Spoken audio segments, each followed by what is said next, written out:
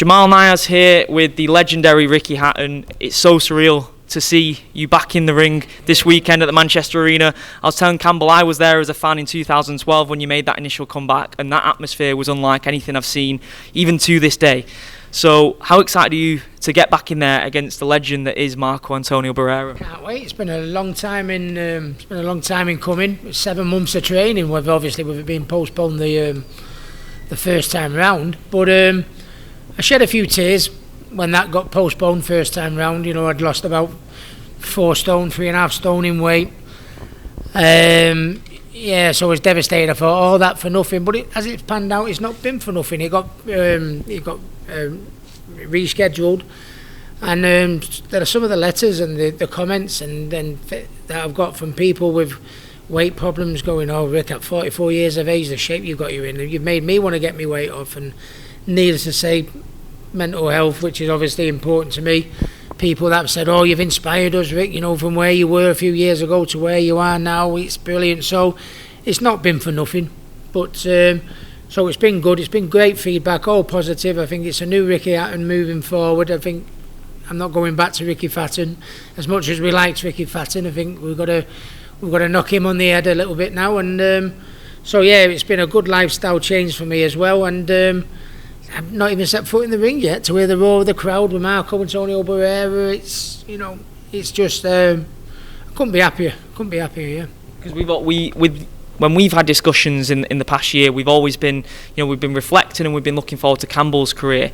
But this must end up being a really emotional time for you on Saturday night, because it's a culmination of all the battles that you've had outside of the ring in the last 10 years as well, isn't it? I think it's well documented. You know, it don't need me to go on about, you know, how me head fell off, as we say, you know, a few years ago. But I think that's what's made it all more impressive to where I am, you know, present day. Do you know what I mean? It's not just about. I always used to get back in the gym and get in shape, getting fit, but you know, this time it's here to stay. And I'm not just doing an exhibition. You know, I'm banging the drum as often as I can for people with mental health, people with weight problems, people with confidence problems, anyone. Yeah. You know, just to say, like, listen, you know, we do have bad times. Everyone has bad times, and I've been there. You know what I mean? But you can get out of it. You know, and so it's been good it's been good because I think I'm a professional boxing trainer now. At the end of the day, but I see my job just as important, of trying to bang the drum for mental health and give a little bit back to people that are in the same position I was years ago, because I tell you what, I won't wish that on my worst enemy where I was a few years ago. So it's been for good. It's been for the good in more ways than one. And just in terms of the exhibition aspect, obviously it's not full aggression.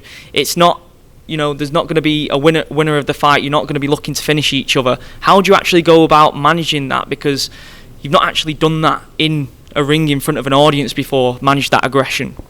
Well, it's I'll have to do. I mean, to be honest, I'm not going to go out there, you know, and, you know, dancing, you know, tiptoeing around the tulips type thing, and jabbing and moving. That's not Ricky Hatton, and that's not Marco, to be honest with you. And we will not want to put on a show on, whether it be an exhibition or whether it be a fight. We both won't want to put a show on where there's one person leaving that Manchester Arena saying, "Want that a load of rubbish, want that a load of crap." I tell you what, I'd rather not do it if I thought one person could do that. I'd rather not bother. So that's where the entertainment's going to be. It'll be explosive, it'll be exciting, it will be, but with a little bit of, you know, because we're mates, and a little bit of respect. But no one will be disappointed come Saturday night. And I know you're not thinking past this Saturday, but I've seen that Floyd Mayweather said that he wants to fight in the UK in February. Written in storyline with yourself, exhibition aspect as well. That'd sell out a big arena here, surely, wouldn't it? Well, yeah, but I mean, people's talking about would I do another one. I haven't done my first one yet. So let's get that out of the way. On Saturday. But I mean, I've talked to you about all the positives. What positives it's done for my well-being. Positives it's done for people's well-being out there. You know, and I've not even set foot in the ring yet. And if I put on the show that I know I can do and I will do, and the whole thing follows with the performance and the occasion and the whole shebang, and people love it that much, you know, I'd be an idiot probably not to at least look at doing another one. So I think just keeping an open mind. And Paul was playing a bit of matchmaker on Twitter last night. I've seen that Conor McGregor's kind of stated his interest in something possibly down the line. McGregor, yeah, what's he, about 15 stone? Yeah, stick to doing my diary, Paul, not the leave the matchmaking to me, you dickhead. What was your reaction when you saw that? Have you seen the size of him, you clown? What's all you? You were 15 stone once. Oh, yeah, but I'm not now, am I? So come on. Yeah, come on. You know, come on. Come on. Put your socks up, son. What are you trying to do? Get me killed? No, I mean, Conor McGregor, Mayweather. I mean, to be honest with you, there's a lot of big names doing it now and everything like that. I'm open to looking at everything. Would you train with Conor? Would you like to go in there and pick his mind and maybe have a training session with him at some point? I don't know. I've never bumped into Conor. I've never met him yet. He seems a lively character and that, you know what I mean? And no, I'd look forward to the day when it does come along where I meet him. I think we've got a similar personality. I think we both get on and that. So, but yeah, just open-minded. I'm sure I'll bump into him. I look forward to the day when we do, yeah.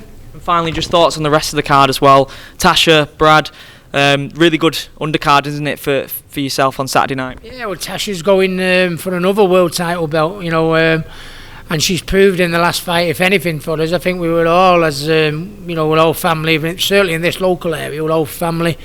That we were worried that she was moving up a few weights divisions. Is she going to hold it? And she proved us right in that she was. You know what I mean? She won by knockout. So I think she's going for another belt in this one, and I think it lets us relax a little bit more, having seen what she did in her last fight, having moved up them weights, that she can handle it. So that's a good thing. And yeah, she's, from what she did in the amateurs to what she's doing as a professional, she's doing us proud, isn't she? So I think the